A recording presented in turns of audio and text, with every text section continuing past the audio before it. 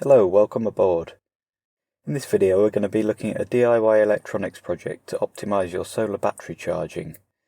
So this is for off-grid type applications such as RVs, boats, or just the middle of nowhere. So in this sort of system there's usually a little black box called the charge controller. Now what does it do, and how well does it do it? So let's take a quick look at this graph. This is called the IV curve. What it's showing us is that as we draw more current from the panel, its voltage drops off. Now for a charging battery the opposite is true. As we put more current into the battery, its voltage goes up. So if we connect the two together, the point where they overlap will tell us the current and the voltage that will actually charge the battery at. One of the things that a charge controller has to deal with is that as these curves change shape, for example as the battery charges, we can go into an overvoltage condition. Now that's a basic essential function of a charge controller, and it's not what we're going to be looking at. We're going to be looking at the power output of the panel, which is shown on this graph here. Now we can see that this peaks at around 17 volts, but we're going to be charging the battery at around 12 to 13 volts, so this means that we're going to be not getting the most out of our solar panel. So we can get better performance out of the system if we can allow the panel to operate at its maximum power voltage while allowing the battery to charge at a more optimum charging voltage. And there are some charge controllers out there that claim to do this, and I've seen them fitted to boats. I've not tested them myself. I thought it'd make an interesting little DIY project. So let's have a look to see what goes on inside that little black box. So in here we've got a capacitor which is shown glowing blue here. That's being charged at a constant rate by the solar panel. Now the reason it's a constant rate is because we're keeping a constant voltage across it. And that we do that by letting charge out in short bursts using this electronic switch. Now when this switch closes, that starts to charge the battery, but it also charges this inductor. This is this coil shaped thing. So you might have, say, 12 volts going to the battery and 5 volts going to this inductor.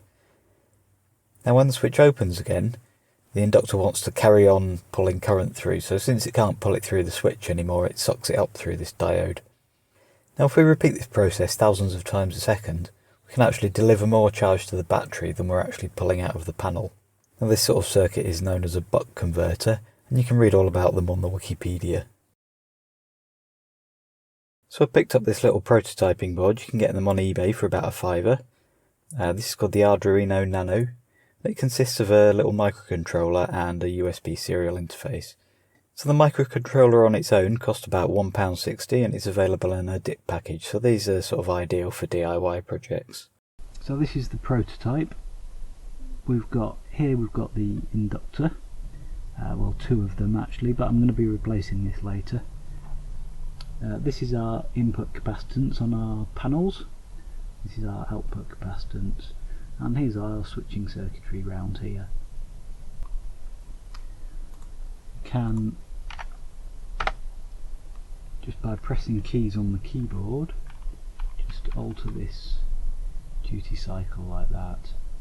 So this is running at 32 kilohertz. So this waveform that you see here is what we're going to be feeding into the switch circuitry. So when it goes high, that switches the switch on, i.e. closes it, and when it's low it switches it off. The duty cycle refers to what percentage of the time the switch is in the on state. This is a 5 volt signal coming from the microcontroller's timer counter module. So at the moment this switch is permanently switched off, so we get a current flow of 0. Now we can turn it to permanently on with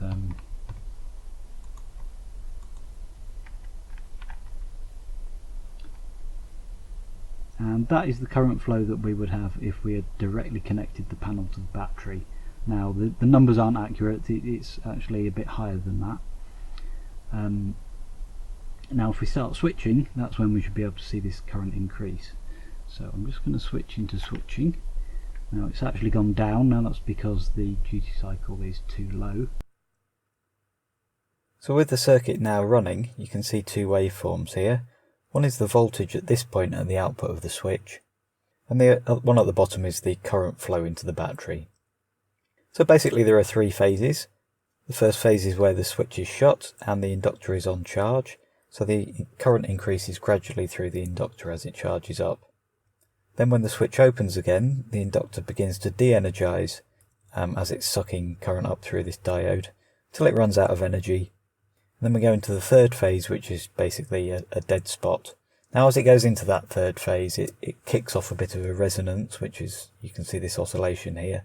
That's not as bad as it looks. I've done a bit of maths on that, but we won't dwell on that now.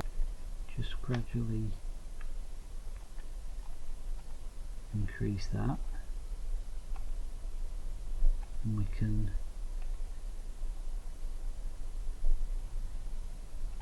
just mess about with this duty cycle till we can try and get the maximum. Starting to go down again there, so it's around about there. This is my little bit of scientific test equipment. We want to see whether this regulator is getting up to 100 degrees, in which case, if it does, then we'll hear the water on this sponge boiling. So as long as it stays below 100 degrees, I know it's fairly safe. Now we could actually run it hotter than that, but I haven't got any way of measuring it above that, so I'm just going to keep that as my limit.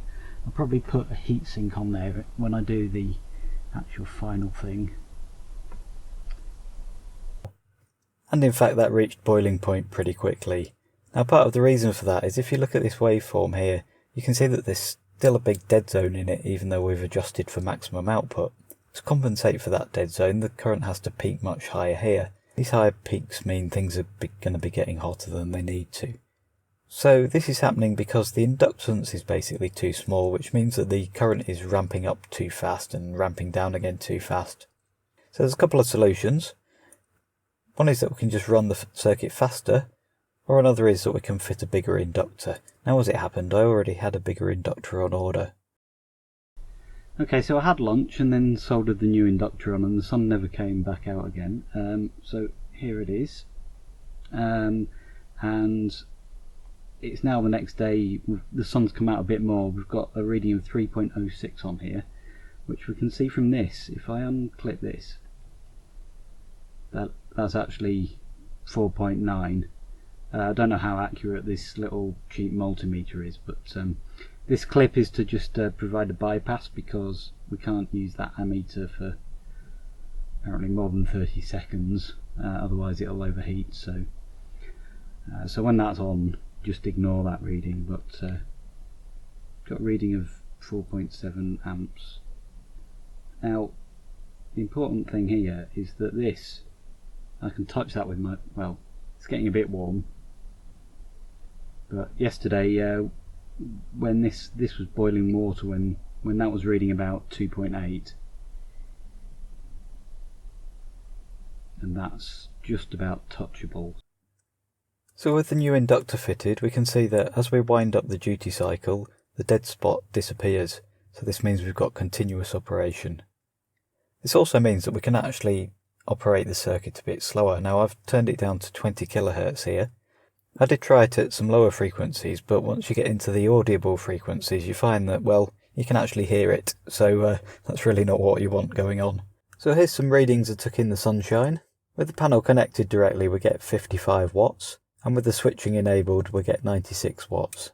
That's an increase of 75%. Now that's much higher than the 40% that I talked about earlier.